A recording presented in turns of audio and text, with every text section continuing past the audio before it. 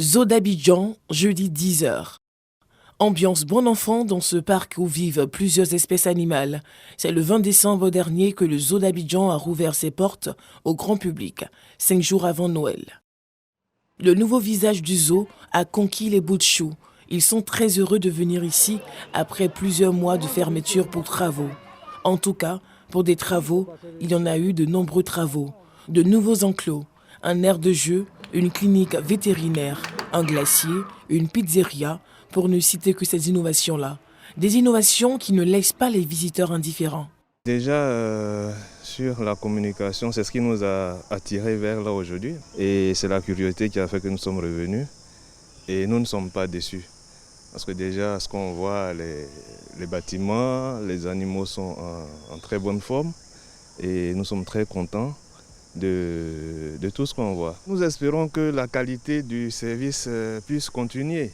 Le plus important, c'est que les animaux soient en bonne santé et que les enfants arrivent à connaître les animaux qu'ils voient sur les livres. De façon particulière, je suis vraiment très contente pour vraiment le travail abattu. Il faut dire que je suis venue ici 3 à 4 fois avant, mais c'était pas pareil au fait.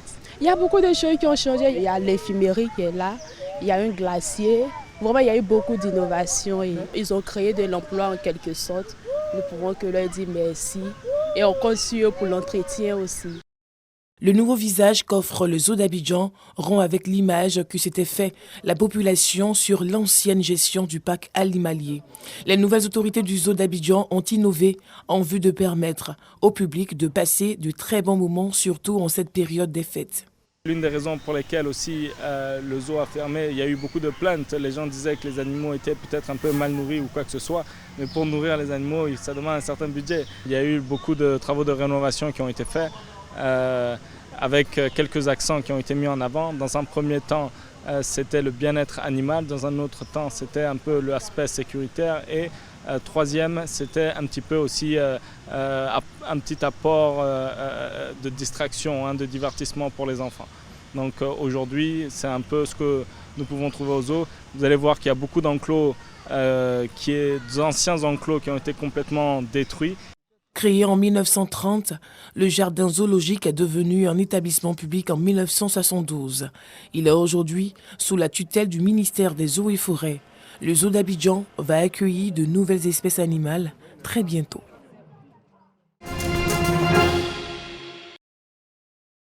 Plus de 7 millions de francs CFA, c'est le coût des vivres et non-vivres offerts à 400 enfants orphelins et ceux issus de familles à faible revenu, mais aussi à 250 veuves de Yopougon-Sikoji. Cette cérémonie dénommée Festival de bienfaisance Arbre de vie est à sa 20e édition.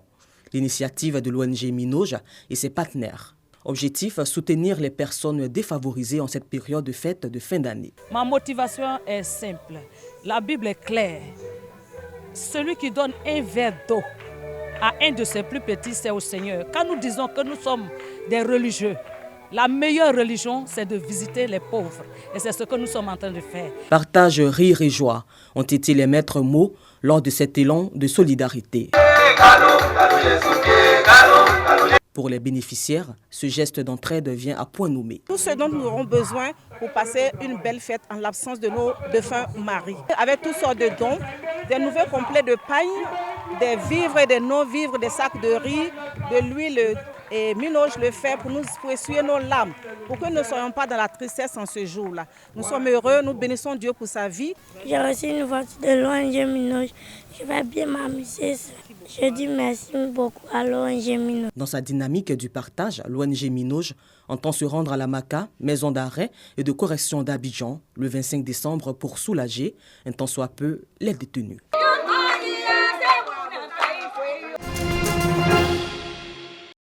3000 repas offerts aux orphelins de Bassam et Bounois.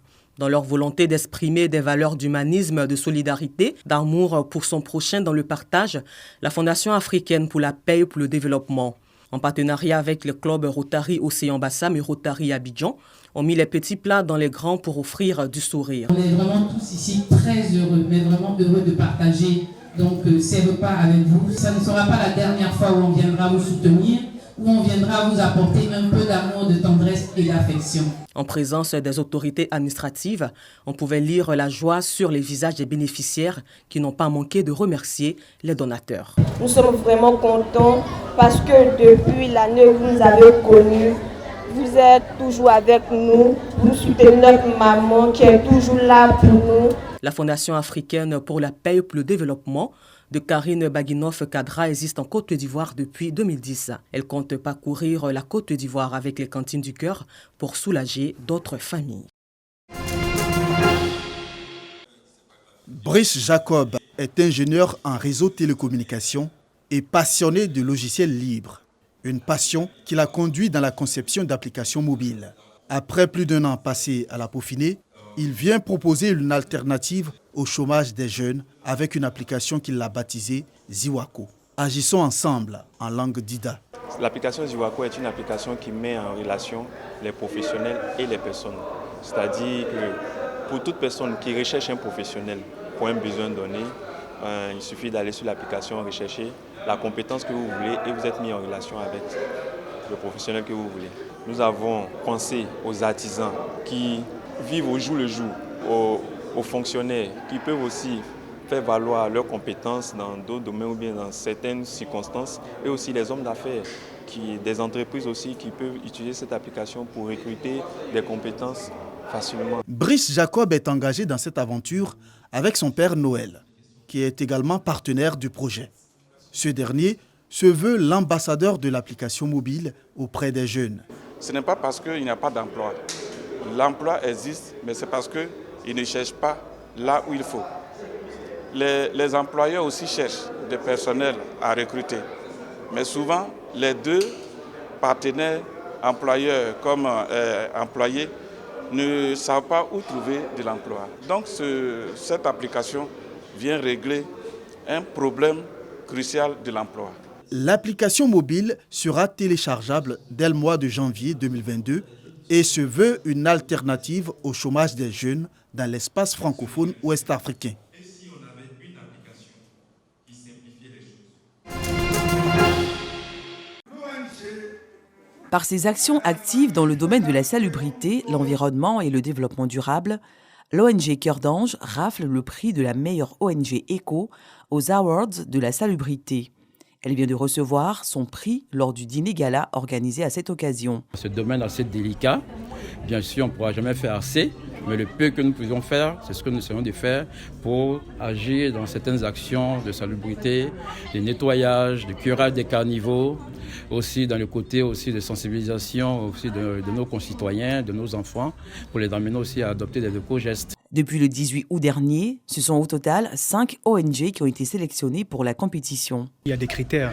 Nous avons des catégories comme la personnalité la plus éco, la ville éco, quoi d'autre. Nous avons l'établissement, parlant des écoles, lycées, collèges éco, les associations écologiques. Voilà, donc par catégorie, nous avons eu plusieurs participants et au sorti de ça, bien sûr, nous avons des vainqueurs. La première édition de l'Awards de la salubrité est une initiative de l'ONG Smiling Africa Our Dream pour encourager les bonnes valeurs de salubrité en Afrique. Chaque année, nous montons un projet et nous essayons de travailler sur ce projet. Cette année, nous avons pensé à un projet dans le domaine de la salubrité. Ce projet est dénommé ACA, qui signifie African Cleanliness Award, qui est un projet qui a été initié pour encourager les initiatives en faveur de la salubrité en Afrique. Créée en 2019, l'ONG Smiling Africa Our Dream vient en aide aux personnes vulnérables d'Afrique sans exception à travers l'éducation, l'aide sociale et humanitaire.